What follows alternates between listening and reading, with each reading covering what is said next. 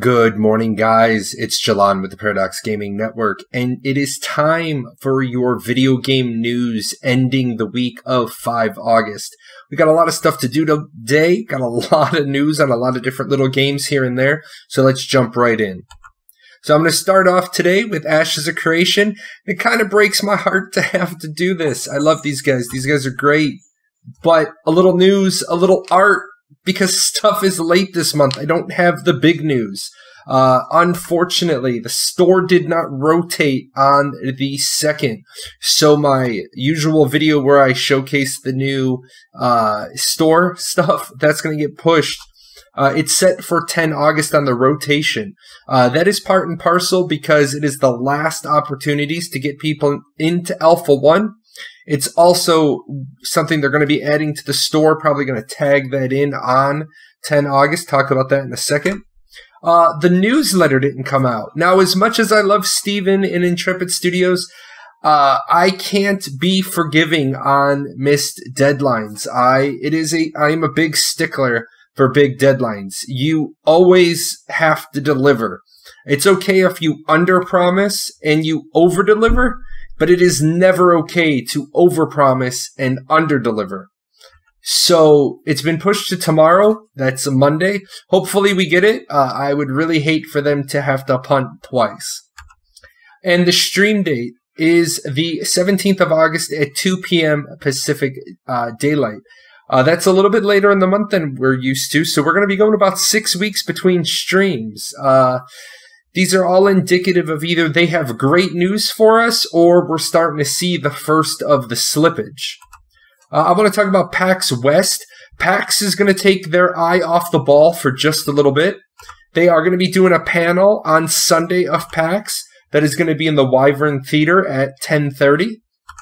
The Intrepid store is going to have some 4-day PAX passes for sale in very limited numbers. They've done this the last couple of PAX. You've been able to get your tickets through Intrepid.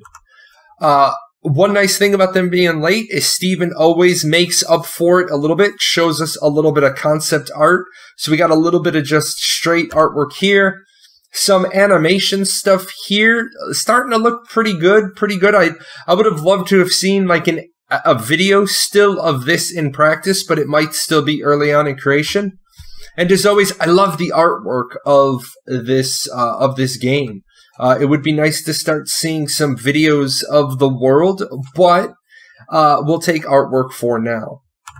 Next up is going to be Warlords Awakening. And launch, live, success.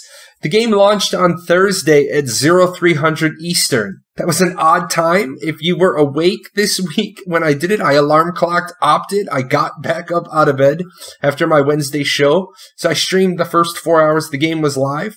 Went off pretty good. If you saw my stream, you'll see that I had some errors, some problems.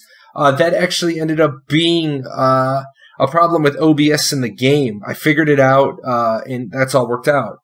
The population of the game is growing, but it is by no means stellar. These are some pretty meager numbers right here.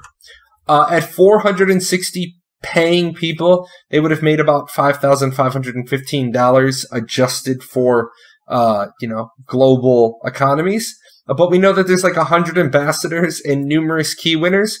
So I'm not sure how many paying customers there actually are. There are a couple of bugs that have appeared, and this is like the first mistake Play With has made. This is what you get when you don't test GameGuard. They didn't have the ambassadors test GameGuard. It sort of just magically appeared at the last minute.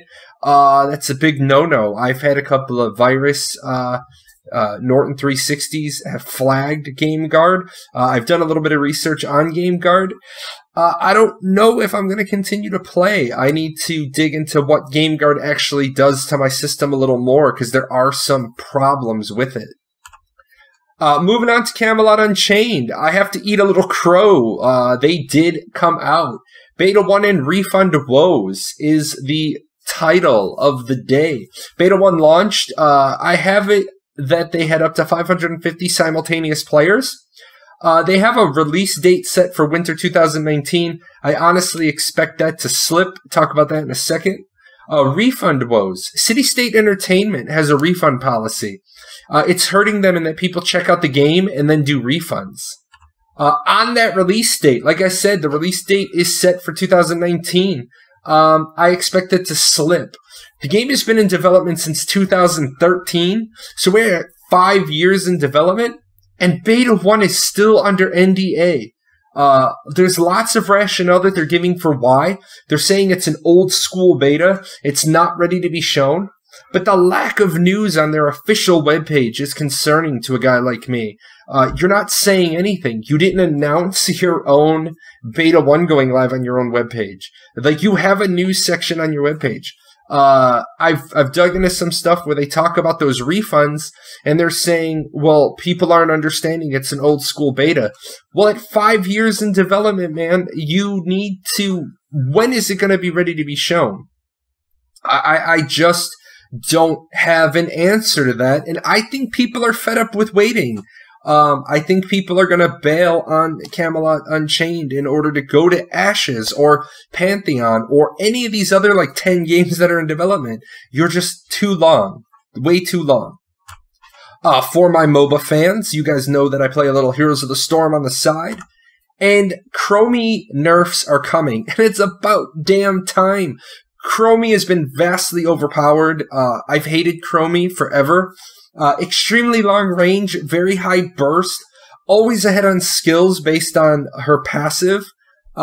Their overall change is going to be to slightly lower her range, slightly lower her burst, and give her a bonus for closing on enemies and not just staying 17 steps back and just being able to pelt you forever.